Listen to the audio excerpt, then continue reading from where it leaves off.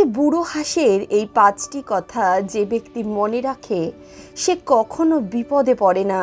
বন্ধুরা, আজকের কাহিনীর মধ্যে আমি যে তথ্য আপনাদের সঙ্গে আলোচনা করতে চলেছি তা আপনাদের ভবিষ্যৎ জীবনের পথ প্রশস্ত করবে। এক সময়ের কথা, একটি বড় বৃক্ষের উপর অনেক হাঁস বাস করত। সেই হাঁসেদের দলে একটি বৃদ্ধ হাঁসও ছিল, যে নিজের অধিক বয়সের সঙ্গে সঙ্গে অধিক দূরদর্শী এবং অনুভবীও ছিল। সব হাঁসেরা তাকে কাকা বলে ডাকত। একদিন ওই বৃদ্ধ হাঁস একটি ছোট্ট লতাকে ওই গাছের সঙ্গে জড়িয়ে উঠতে দেখলো। তখন সেই হাঁসটি অন্যান্য হাঁসদের ডেকে বলতে লাগলে, দেখো ভাই, এই যে ছোট্ট লতাটি গাছটি বেয়ে ওপরে উঠছে, এটিকে এখনই কেটে ফেলো, তা না হলে এই ছোট্ট লতাটি একদিন আমাদের সকলকে মৃত্যুর মুখে ঠেলে দেবে। বৃদ্ধ হাঁসের কথা শুনে সব হাঁসেরাই হেসে উঠল। এক যুবক হাঁস বলে উঠল, আরে কাকা, একটা ছোট্ট লতা গাছ আমাদের কি বা ক্ষতি করবে? আপনি এত গম্ভীরভাবে বলছেন যেন কোনো বড় বিষয় নিয়ে কথা বলছেন। বৃদ্ধ হাঁস বলতে লাগলো, বৎস, আজকে তোমার যে ছোট্ট লতা গাছটিকে খুবই নগণ্য মনে হচ্ছে, সেই গাছটি একদিন বড় হবে আর সমস্ত গাছ জড়িয়ে ধরবে। তারপর গাছের গোড়াকে সে এমন ভাবে জড়িয়ে ধরবে যে গাছের গোড়াটি আরো মোটা হয়ে যাবে। তারপর গাছের ওপরে ওঠার জন্য একটি সিঁড়ির মতো তৈরি হয়ে যাবে। এমন পরিস্থিতিতে যে কোনো জঙ্গলি পশু, যে কোনো শিকারী এই সিঁড়ির সাহায্য নিয়ে আমাদের পর্যন্ত পৌঁছাতে পারে। তারা আমাদের শিকার করার খুব ভালো পথ পেয়ে যাবে। তখন আমরা সকলেই মারা যাব। বন্ধুরা, বৃদ্ধ হাঁসের এই কথা শুনে অনেক হাঁসরাই তার উপরে বিশ্বাস করলো না। তারা ভাবলো, এই ছোট্ট সরু একটা লতা গাছ সিঁড়ি কিভাবে হয়ে যাবে? একটি যুবক হাঁস বলতে লাগলো, কাকা, তুমি একটি ছোট্ট লতা গাছ সম্বন্ধে খুব বেশি চিন্তা করে ফেলছো। আমাদেরকে এমন উল্টোপাল্টা কাহিনী শুনে কেন মূর্খ বানাচ্ছ কাকা? তোমার হয়তো সময়ের দাম না থাকতে পারে, তুমি বৃদ্ধ হয়ে গেছো, আমাদের কিন্তু সময়ের দাম আছে। বন্ধুরা, ওই বৃদ্ধ হাঁসের কথা কেউই গম্ভীরভাবে নিল না। ধীরে ধীরে সময় কাটতে লাগলো। ছোট্ট লতা গাছ সেই গাছটিকে জড়িয়ে পেঁচিয়ে এমনভাবে ধরে নিল যে লতা গাছটি আস্তে আস্তে গাছের শাখা পর্যন্ত পৌঁছে গেল। লতা গাছটির গোড়া মোটা হতে শুরু করলো আর সেটাকে দেখতে সত্যি সত্যি একটি সিঁড়ির মতো লাগলো। সেই লতা গাছটি এমনভাবেই ওই গাছটিকে জড়িয়ে নিয়েছিল যে যে কেউ ওই লতা গাছের উপর ভর দিয়ে গাছের ওপর পর্যন্ত পৌঁছতে পারত। লতা গাছটির এমন প্রকার অস্বাভাবিক বৃদ্ধি দেখে সকলেরই সেই বৃদ্ধ হাঁসের কথা মনে পড়তে লাগলো। কিন্তু দুঃখের বিষয়, এখন তো আর কিচ্ছু করার ছিল না, কারণ সেই লতা গাছটি এখন খুবই মজবুত হয়ে গিয়েছিল। ওই লতা গাছটিকে নষ্ট করা এখন হাঁসেদের ক্ষমতার মধ্যে ছিল না। একদিন যখন হাঁসেরা ভোজনের উদ্দেশ্যে বাইরে গেছিল, তখনই এক শিকারী ওই গাছটিকে দেখলো। শিকারী দেখলো এই গাছটির উপরে ওঠার জন্য তো খুবই ভালো ব্যবস্থা রয়েছে। গাছের চারপাশে লতা গাছটি এমন ভাবে ঘিরে ধরেছে গাছটিকে যে একটি সিঁড়ির মতো হয়ে গেছে।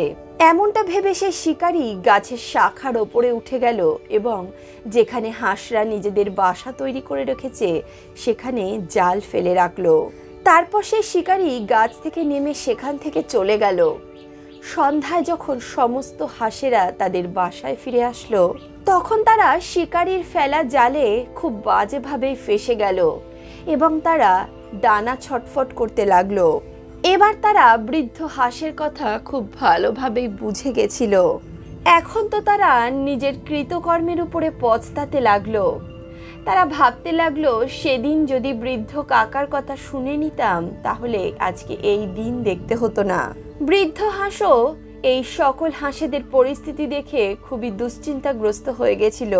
সমস্ত হাঁসেরা সে বৃদ্ধ হাঁসের উদ্দেশ্যে বলতে লাগলো, কাকা, আমরা তোমার কথা শুনে খুবই ভুল করেছি। আমরা সকলেই অতীব মূর্খতার কাজ করেছি। এখন আপনি আমাদের এই বিপদের থেকে বার করতে পারেন। এবারের মতো আপনি আমাদের বাঁচিয়ে নিন। এরপর থেকে আপনার কোনো কথাই আমরা অমান্য করব না। বৃদ্ধ হাঁস তখন বলতে লাগলো, বৎস, এই বিপদ থেকে বেরোনোর একটাই উপায় আছে।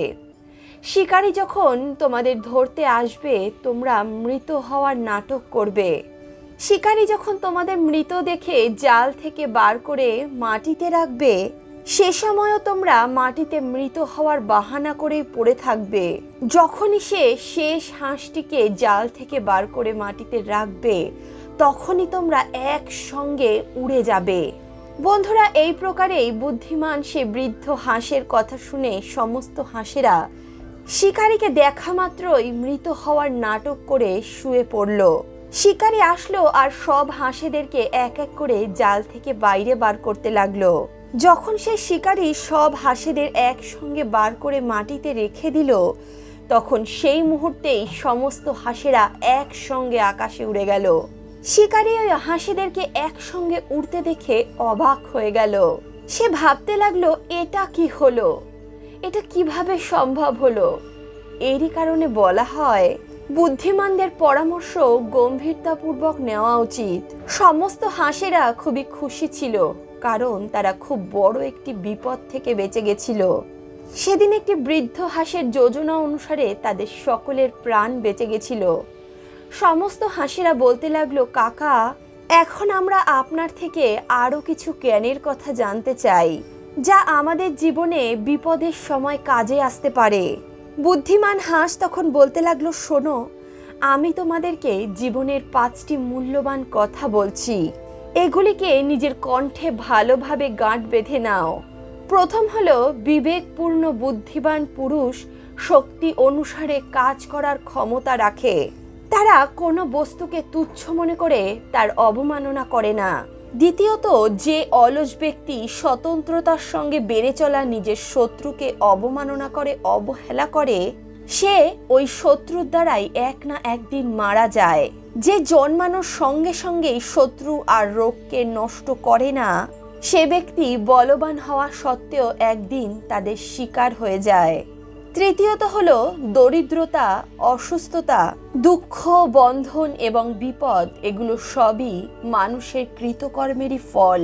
চতুর্থত, যে ব্যক্তি তার ভবিষ্যৎ চিন্তা করে কর্ম করে না, যে ব্যক্তি তার ভবিষ্যৎ সম্বন্ধে সচেতন নয়, এমন মানুষ সবসময় নিজের কার্যের বিপরীত ফলই পায়। এরই কারণে বলা হয়, চিন্তা ভাবনা করে তবে কাজ করা উচিত। কাজ করার পরে চিন্তা করে কোনো লাভ হয় না।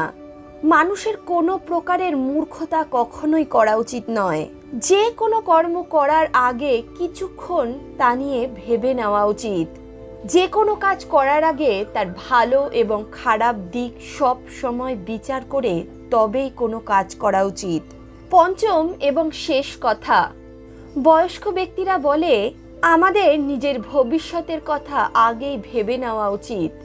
যে ব্যক্তি ভাবনা চিন্তা করে তবে কোনো কাজ করে এবং ভবিষ্যতের কাজ বর্তমানেই করার চেষ্টা করে, সে ব্যক্তি সর্বদাই জীবনে অগ্রসর থাকে। কিন্তু এমন প্রাণী যারা সময় থাকতে নিজের কর্ম সম্পন্ন করে না, তাদের জীবনে বড় বড় সমস্যার সম্মুখীন হতে হয়।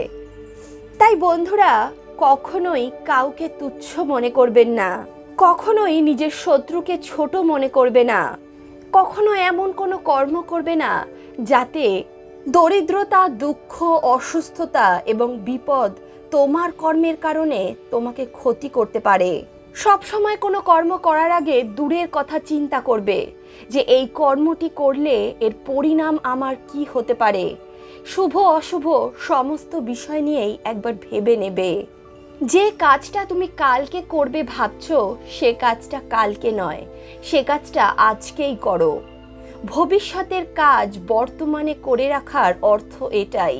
তুমি যখন তোমার ভবিষ্যতের কাজ বর্তমানেই সম্পন্ন করে নেবে, তখন তুমি জীবনে আর এক ধাপ এগিয়ে যাবে। সময়কে তুমি সম্পূর্ণরূপে ব্যবহার করতে পারবে।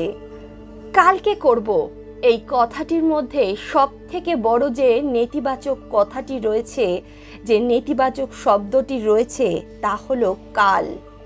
কাল সমস্ত কিছুর বিনাশ করে, তাই তোমার কর্মটিরও বিনাশ কাল করবে। তুমি যে কাজটিকে কালকের উপর ছাড়বে সে কাজটি কখনোই সম্পন্ন হবে না। তাই যে কাজটি কালকে করবে ভাবছো সেটিকে কালকে নয় আজকেই করো।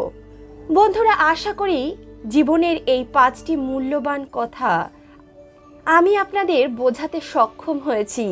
বন্ধুরা, আজকের কাহিনী থেকে আপনারা কি শিক্ষা পেলেন কমেন্ট বক্সে অবশ্যই লিখে জানাবেন। সর্বদা সৎ কর্ম করুন আর অন্তর্মন থেকে বলুন রাধে রাধে।